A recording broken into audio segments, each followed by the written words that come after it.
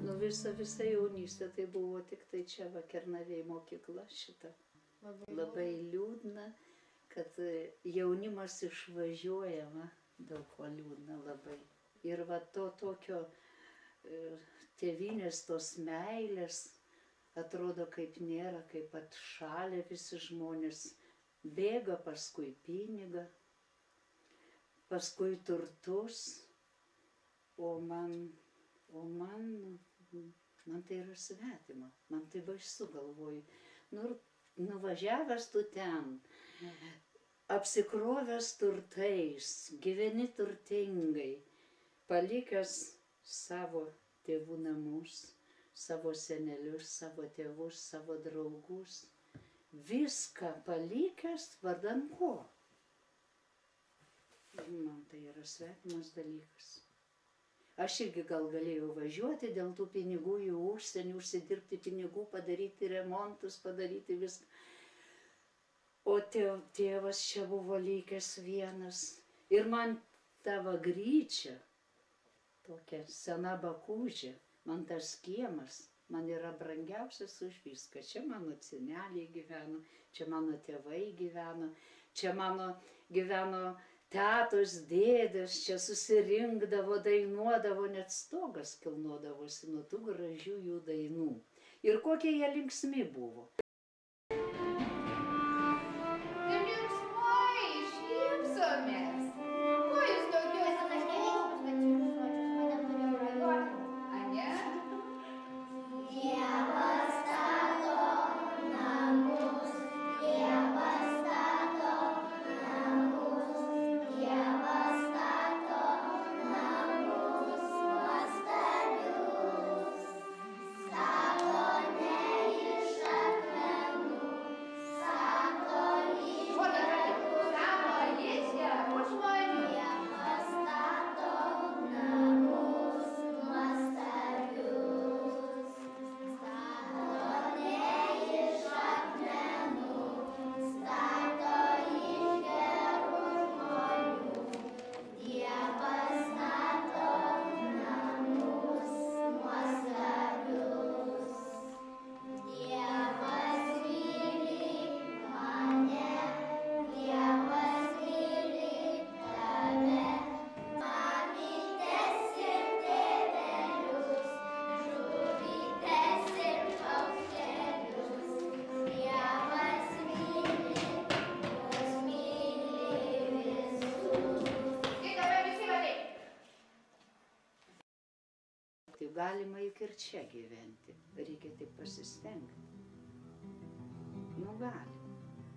Nu dabar tai gerai, kad jaunimas gali laisvai važinėti po platųjį pasaulį ir gal jaunimas labiau turi galimybės išprūsti, pamatyti.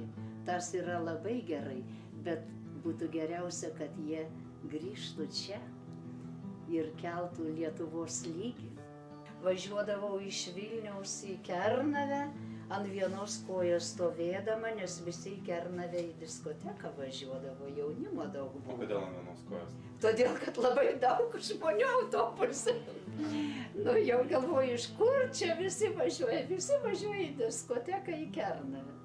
Nu, ko reikia daugiau, aš nežinau, ko reikia. Juk žmogui taip apsirengti, pavalgyti. Ir, kaip sako, materialių tų dalykų labai mažai reikia. Žmonėms trūksta dvasingumo,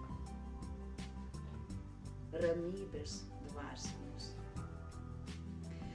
Aš galvoju, kad vienybė turi būti ir taika, ir kad geri siekiai visoje Europoje žmonės vienytų, o ne skaidytų juos.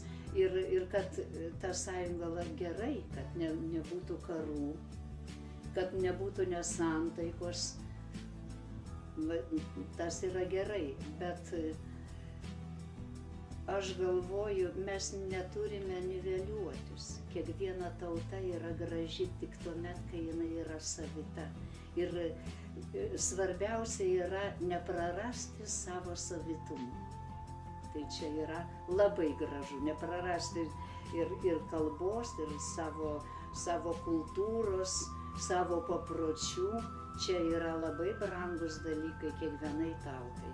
Kai pagalvoju, senų žmonių išmintis, beraščiai, bet kokie jie šviesus, kokie jie išmintingi. Pragyvenę gyvenimą turi tokį turtą, tokį išmintį.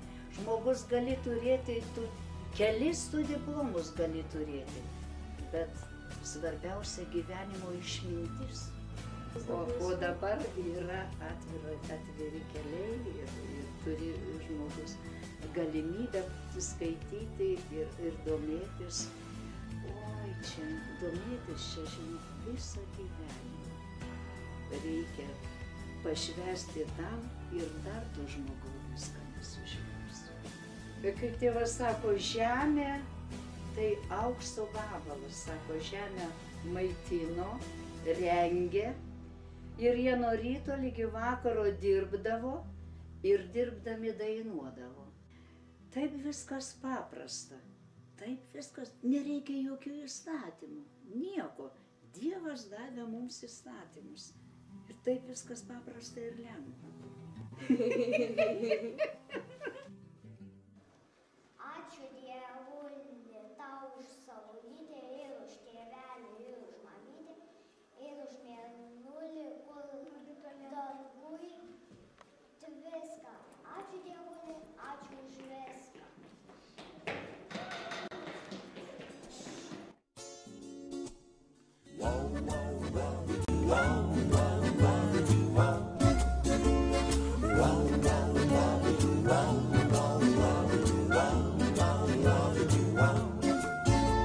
Pabudęs nuo lempos šviesos, linksmai įsižios užtrauktukas ir meiliai nusišypsos mažais geležiniais dantukais.